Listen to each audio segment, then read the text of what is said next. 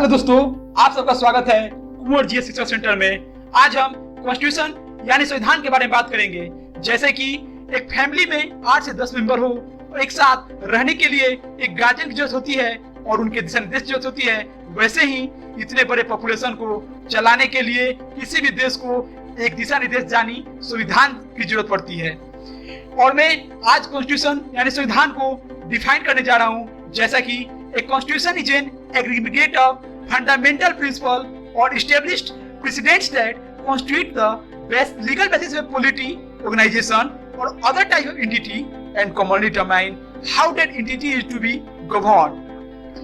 यानी हिंदी में संविधान मौलिक सिद्धांत या स्थापित मिसालों का एक समूह है जो एक राजनीतिक संगठन या अन्य प्रकार की इकाई के कानूनी आधार का गठन करता है और आमतौर पर यह निर्धारित करता है उस इकाई को कैसे शासित किया जाए।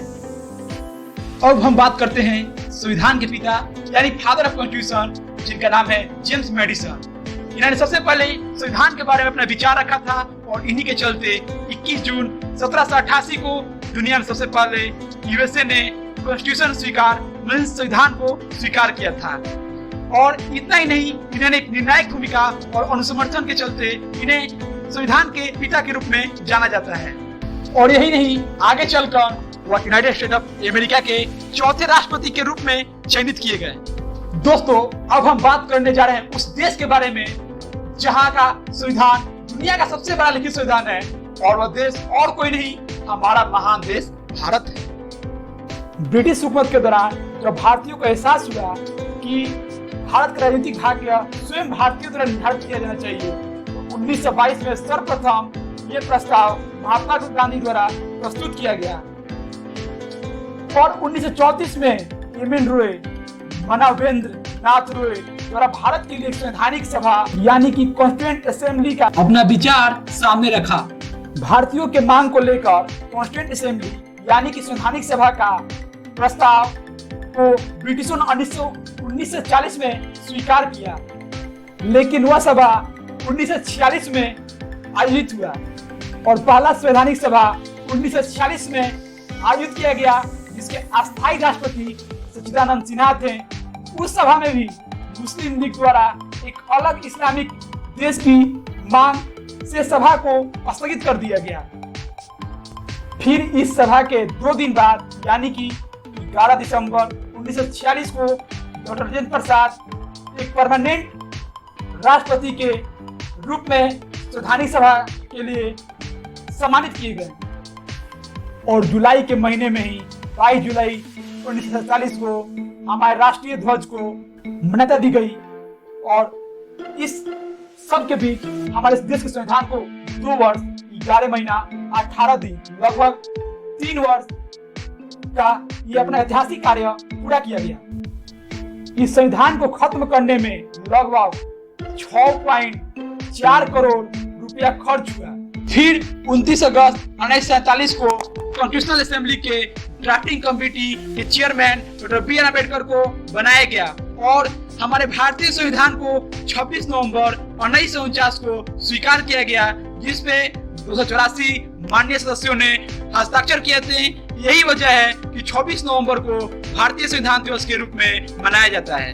हमारे भारतीय संविधान को 26 जनवरी 1950 को इसलिए लागू कर दिया गया।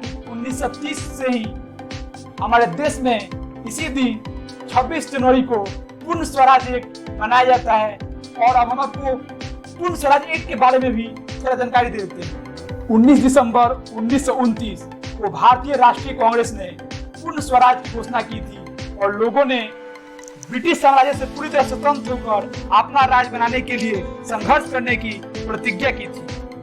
अब दोस्तों, हम कॉन्स्टिट्यूशनल कमेटी और उनके चेयरमैन के बारे में जानेंगे। सबसे प्रथम ड्राफ्टिंग कमेटी के जो चेयरमैन थे डॉक्टर बी.आर. अम्बेडकर। इनका पूरा नाम डॉक्टर भीमराव रामजी अम्बेडकर है। और दूसरा यूनियन पावर कमेटी, जिसके चेयरमैन जवाहरलाल नेहरू थे। तीसरा यूनियन कॉन्स्टिट्यूशनल कमेटी, जिसके चेयरमैन भी जवाहरलाल नेहरू थे। चौथा प्रोविंशियल कॉन्स्टिट्यूशनल कमेटी, जिसके चेयरमैन सरदार वल्लभ भाई पटेल थे।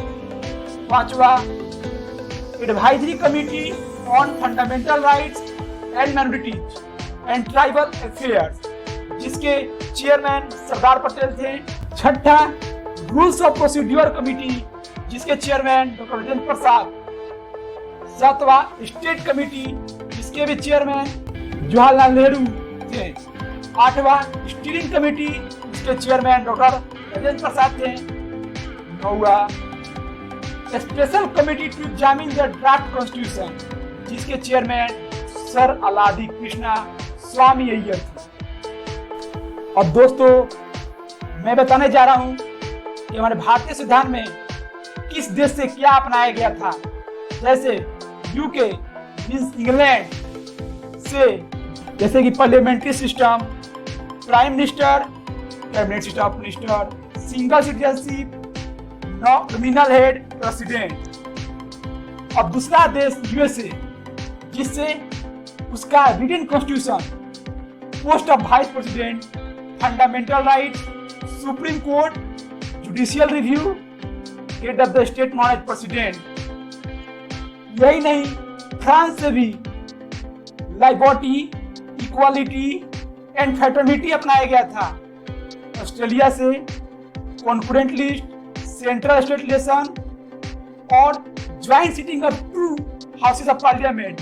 यूएसएसआर से fundamental duties, ideals of justice, social, economic and political in the preamble. Germany से इमरजेंसी में फंडामेंटल राइट्स का सस्पेंशन कैसे किया जाता है, ये बताया गया था। जापान से उसके प्रोसीड्यूर को स्टेब्लिश किया गया था। कनाडा से फेडरल सिस्टम के बारे में जानकारी अपने भारतीय संविधान में दी गई।